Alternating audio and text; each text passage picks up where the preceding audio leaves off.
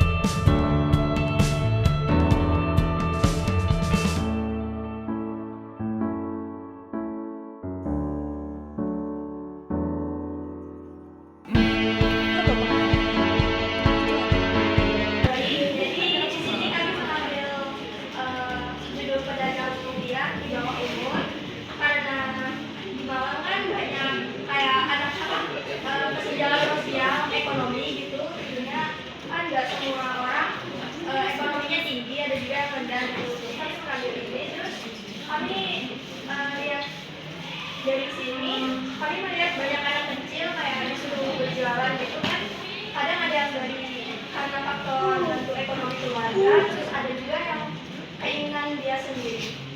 Nah,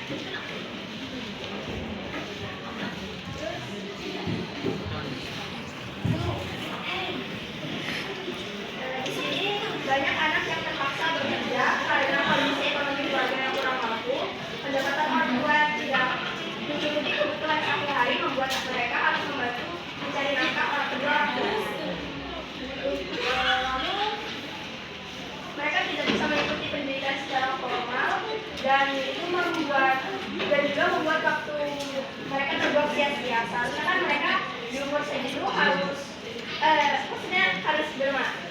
sekolah, belajar, bermain sama teman-temannya gitu. Terus tujuan kami mengangkat masalah ini supaya masyarakat dan pemerintah turun serta membantu anak di bawah umur yang berjalan secara liar melalui solusi yang positif dan mendidik supaya tidak terjadi pengaruh negatif di kemudian hari. Jadi kemarin kami melakukan wawancara kepada dua anak di bawah umur yang berjualan bakpao. Anak yang pertama itu inisialnya M, usianya 16 tahun. Setelah kami wawancara kemarin ternyata anaknya ini berasal dari keluarga yang ekonominya rendah. Jadi dia memutuskan untuk berjualan supaya dia bisa bantu orang tuanya sama dia ingin memiliki uang jajan seperti teman-teman seumurannya. Terus anak yang kedua kami wawancara itu inisialnya F, usianya 17 tahun. F ini berjualan karena dia ingin membantu membayar biaya sekolahnya karena kebetulan dia masih sekolah. Jadi dia itu berjualannya ketika pulang sekolah. F juga sama anak yang pertama tadi, dia ingin membantu memenuhi kebutuhan keluarganya sama ingin memiliki uang jajan. F juga ini pernah dibully sama teman-temannya karena berjualan bakpao.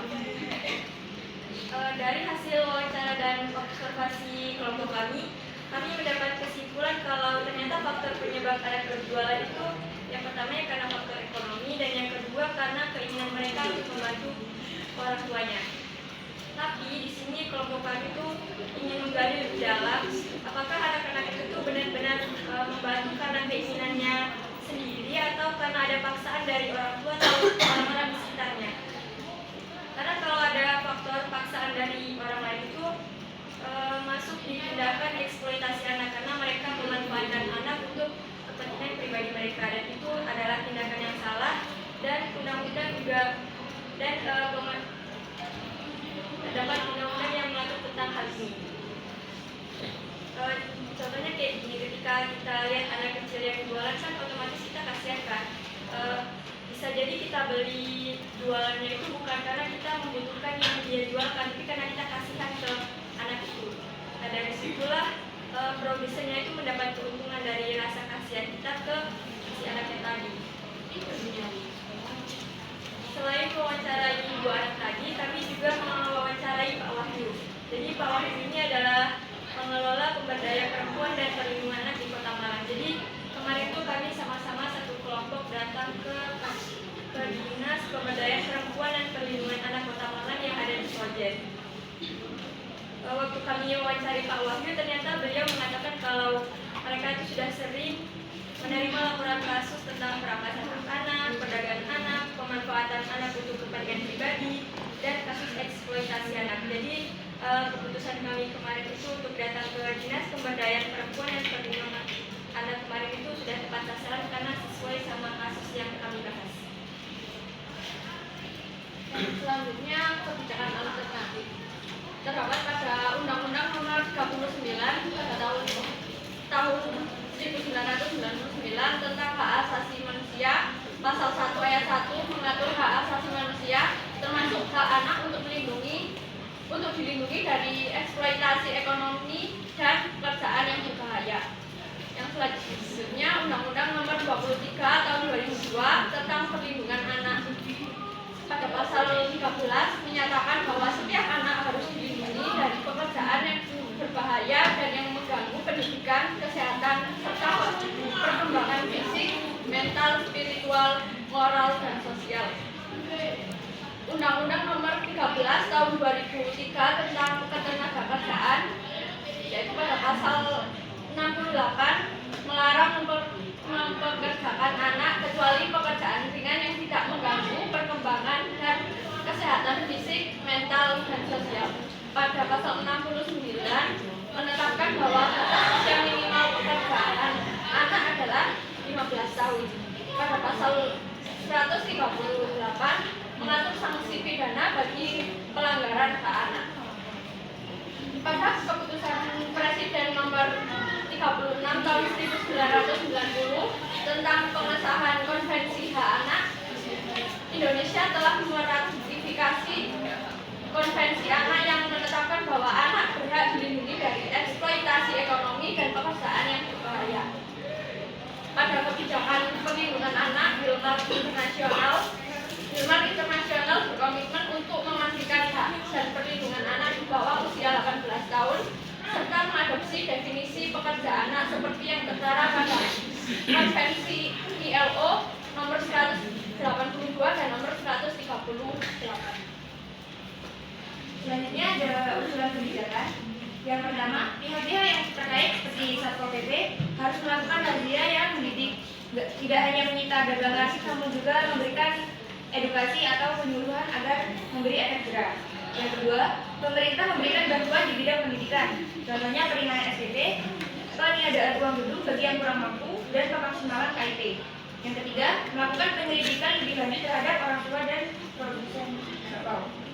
Yang keempat, kolaborasi antara pemerintah dan lembaga swadaya masyarakat untuk merancang dan melaksanakan program-program yang bertujuan untuk mengatasi masalah anak jalanan. Yang kelima, program pembinaan dan perlindungan anak jalanan.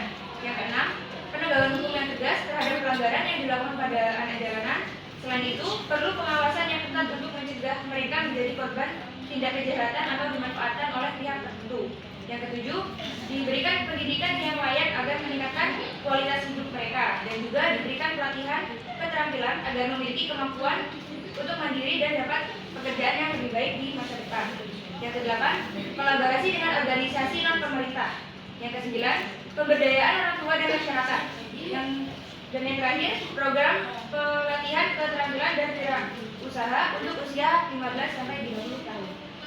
Selanjutnya ada lagi tambahan dari Pak Wahyu katanya kalau ada aduan tentang anak-anak yang berjualan itu bisa dikirim ke nomor yang saya kirim di grup itu UPTD PPA Kabupaten Malang. Itu namanya chat ke Wadul. Wadul itu adalah chat untuk aduan masyarakat ke Komnas apabila ada anak-anak yang berjualan di pinggir jalan dan itu di bawah umur, lalu mungkin itu hasil dari eksploitasi, teman-teman bisa mengadukan ke nomor yang saya kirim di grup itu Wadul. Terima kasih. Selanjutnya ada rencana tindakan. Yang pertama, membuat konten edukasi yang bertujuan mengajak masyarakat untuk mendesak pemerintah agar memperketat undang-undang yang mengatur tentang pekerja di bawah umur.